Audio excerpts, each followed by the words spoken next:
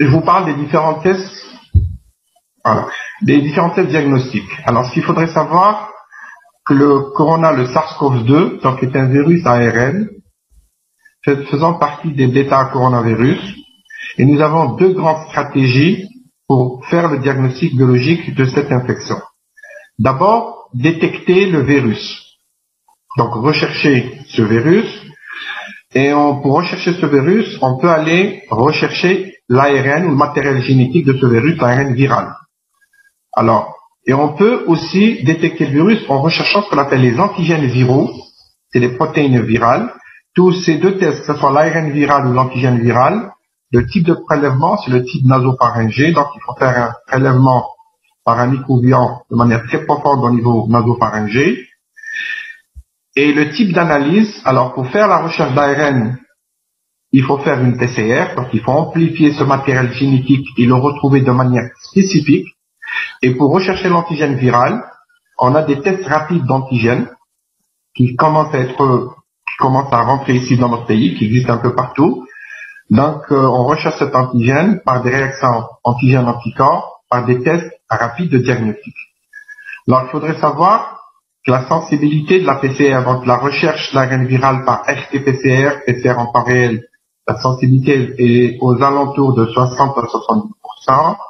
Par contre, pour l'antigène viral, la sensibilité elle est inférieure, elle est aux environs de 50%. Le deuxième type d'analyse, c'est rechercher la détection de la réponse immunitaire de l'hôte vis-à-vis de ce SARS-CoV-2. Donc, la détection de cette réponse immunitaire se fait par la recherche d'anticorps spécifiques antiprotéines virales. Elle se fait au niveau du sang. Il existe plusieurs techniques. On parle beaucoup de tests rapides, oui. Ce sont des tests rapides de diagnostic en 5-15 minutes. Mais en fait, il existe maintenant un ensemble d'autres techniques qui sont pas dites rapides, qui sont pas rapides, mais qui sont automatisées, qui sont en sur automate. Donc, on ne parle pas de tests rapides, mais on préfère dire tests sérologiques. Les tests sérologiques qui recherchent les anticorps IgG ou IgM, on peut les faire par test rapide ou par automate, par différentes techniques, telles que l'ELISA, la chimiluminescence. Le test rapide, la technique, ce sont des petites cassettes, et la technique, elle se fait par immunochromatographie. Il faudrait savoir, quand on recherche les tests sérologiques, quand on recherche les anticorps, on peut rechercher l'IgM seul, l'IgG seul, ou les deux à la fois, c'est-à-dire les deux anticorps. Alors, pour interpréter tous ces tests, je pense qu'il faudrait connaître bien cette courbe de cinétique des biomarqueurs de l'infection SARS-CoV-2. Alors, je vais essayer d'être simple. Donc, il y a une phase d'incubation, on la connaît. Donc, il y a le début du symptôme. Donc, il y a la phase virologique, c'est au début du symptôme, 2-3 jours après, nous avons en bleu, ce que vous voyez en bleu, le virus, l'ARN viral et les antigènes viraux, la charge virale qui augmente. Donc, on peut piéger, rechercher cet ARN et ces antigènes viraux à partir du deuxième jour, troisième jour de symptômes par la RT-PCR ou par la technique dite rapide des antigènes virales. Ce que vous remarquez, que le virus, il est au niveau des voies aériennes supérieures, donc on peut le rechercher. Et au fur et à mesure de l'évolution de la maladie, on voit que cet ARN viral ou cet antigène viral diminue jusqu'à disparition. Donc cela voudrait dire qu'avec l'évolution de la maladie, on ne s'attend pas à retrouver une PCR positive parce qu'il y a une migration du virus au niveau des voies supérieures, des voies respiratoires inférieures. Alors parallèlement, il y a apparition donc d'anticorps quelques jours après. On a les immunoglobulines M qui représentent les signes d'une réponse immunitaire primaire. Donc vous avez en vert les anticorps qui apparaissent, les IgM, et en moyenne, les IgM apparaissent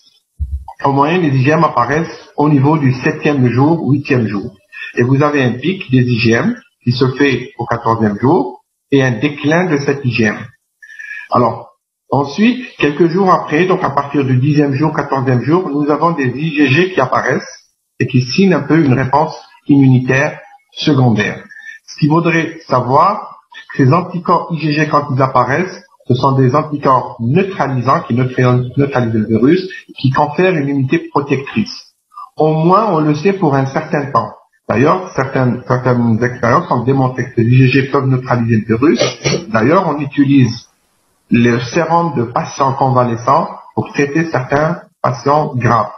Donc, on est sûr que ces IgG fabriqués chez un patient sont neutralisants, au moins pour un temps, mais plus tard, on ne sait pas s'ils seront là, ils disparaîtront, mais ils ne seront pas neutralisants parce que d'ici là, peut-être le virus aura changé, j'allais dire, de surface ou d'identité protéique à la surface. Alors, voilà, je vous montre une autre courbe qui me paraît un peu plus intéressante, publiée récemment.